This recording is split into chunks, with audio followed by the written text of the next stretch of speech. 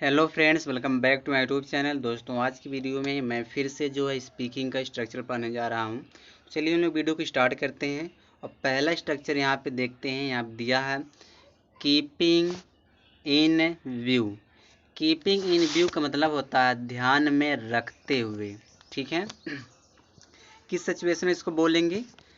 पहले से एक काम करो, पहले यहाँ देखो सेंटेंस देखो। यहाँ दिया है तुम्हारे कंडीशन को ध्यान में रखते हुए मुझे लगता है तुम एक अमीर व्यक्ति हो। ठीक है,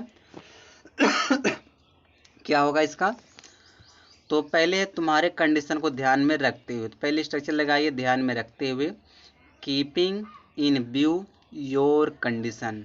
ठीक है, keeping in view your condition हो गया, तुम्हारे कंडीशन को ध्यान में रखते हुए मुझे लगता है, तो आई थिंक तुम एक अमीर व्यक्ति हो, तो you are a rich man हो जाएगा। ठीक है, आसान सेंटेंस है। आगे देखो, आपके हेल्थ को ध्यान में रखते हुए मैं आपको एक मेडिसिन रेकमेंड करता हूँ। तो क्या हो जाएगा? Keeping in view your health. आपके हेल्थ को ध्यान में रखते हुए मैं रिकमेंड करता हूँ, I recommend you a medicine. ठीक है, मैं आपको एक मतलब मेडिसिन का रिकमेंड करता हूँ।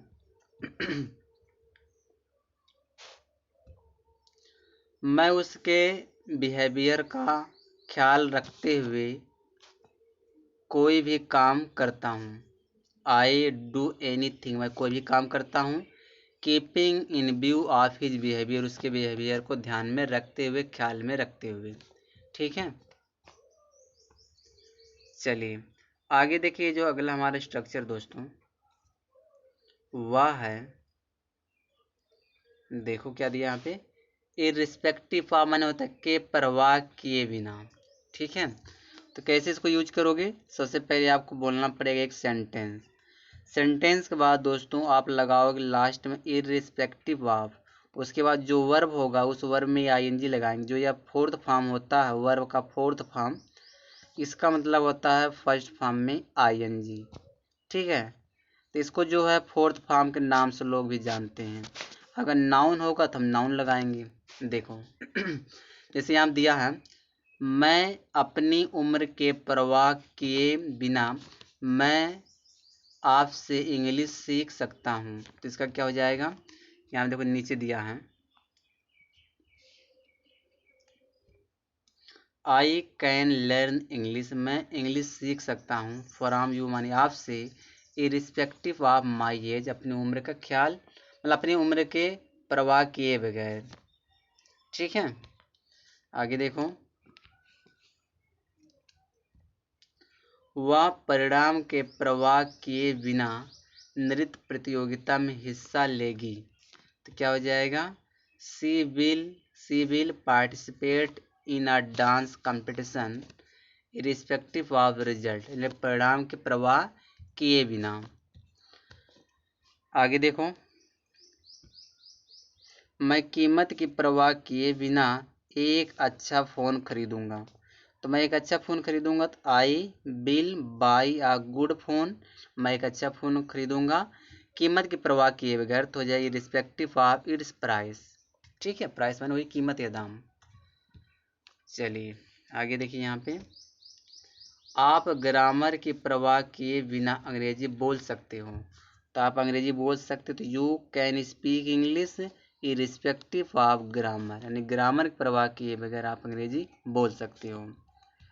अगला जो हमारा स्ट्रक्चर दोस्तों वह है, यहाँ दिया है as far as I remember. इसका मतलब जहाँ तक मुझे याद है। सबसे पहले आप लगाइए यहाँ as far as I remember, फिर लास्ट में लगा दीजिए सेंटेंस।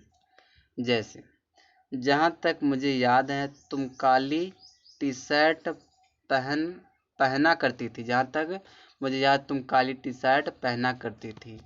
तो क्या हो जाएगा? As far as I remember, पहले स्ट्रक्चर लगाओ, फिर you use to be wearing black T shirt. ठीक है, यहाँ पे क्योंकि यह कंटिन्यूटी दिखा रहा था इसलिए यूज टू बी लगाएंगे। यूज टू के बाद आईएनजी फॉर्म लगाएंगे। अगला स्ट्रक्चर देखो, नॉट लीव एनीथिंग अनडन, कोई कसर ना छोड़ना। ठीक है, इसका क्या मतलब होता है, कोई कसर ना छोड़ना, नॉट लीव एनीथिंग अनडन, कोई कसर ना छोड़ना। सबसे पहले आप लगाओगे सब्जेक्ट जैसा टेंस वैसा हेल्पिंग वर्ब, फिर आप स्ट्रक्चर लगाए not leave anything undone to, उसके बाद वर्ब का फर्स्ट फॉर्म, फिर जो भी ऑब्जेक्ट होगा अदर वर्ड आप उसको लगाओगे। जैसे मैं यह काम करने के लिए कोई कसर नहीं छोड़ूंगा, तो अब इसको कैसे अंग्रेजी में बोलोगे, तो यहाँ पे देखो सेंटेंस दिया है, I will not leave anything undone to do this work. ठीक है, इस काम को करने के लिए टू दिस वर्क हो जाएगा, मैं कोई कसर नहीं छोड़ूंगा। तो लीव एनीथिंग अनडन टू, इसका मतलब होता है कोई कसर न छोड़ना। तो फ्यूचर आई विल नॉट कर दीजिए और उसके बाद टू के बाद वर्ब का फर्स्ट फॉर्म डू हो जाएगा, करने के लिए दिस वर्क बन जाएगा काम। फिर देखो क्या कह रहा है, मैं वह जॉब पाने के लिए कोई कसर नहीं छोड़ूंगा। तो I will not leave anything undone to, पाने के लिए गेट दैट जॉब, माने वह जॉब, वह नौकरी। ठीक है, आगे देखो, मैं अंग्रेजी सीखने में कोई भी कसर नहीं छोड़ूंगा। I will not leave anything undone to learn English, अंग्रेजी सीखने में कोई कसर नहीं छोड़ूंगा। ठीक है, आगे देखो, मैं तुम्हें इंग्लिश सिखाने में कोई कसर नहीं छोड़ूंगा, तो क्या हो जाएगा, I will not leave anything undone to teach you English. ठीक है दोस्तों, चलिए आगे देखते हैं अगला स्ट्रक्चर हमारा क्या है। देखो, इट्स समवन इल्यूजन दैट, इसका क्या मतलब होता है, किसी का भ्रम है कि। कैसे यूज करोगे, सबसे पहले आप इट्स लगाओ, देखो यहाँ पे इट्स हो जाएगा। जो ये समवन दिया दोस्तों, यहाँ पे आप योर लगा सकते हो, हिज, हर, आवर, देयर, माई, उसके बाद आप इल्यूजन दैट लगाइए, फिर आप एक सेंटेंस बोलिए। ठीक है, जैसे एग्जाम्पल आप देखिए, एग्जाम्पल यहाँ दिया है, या उन लोगों का भ्रम है कि मैं उनसे मिलने आऊँगा। अब क्या हो जाएगा, तो पहले लिखे इट्स, देखो इट्स हो गया, उन लोगों के लिए देयर लगाइए क्योंकि प्लूरल दिखा रहा ना, तो it's their illusion that I will come to meet him, मैं उनसे मिलने आऊँगा। ठीक है, देखो,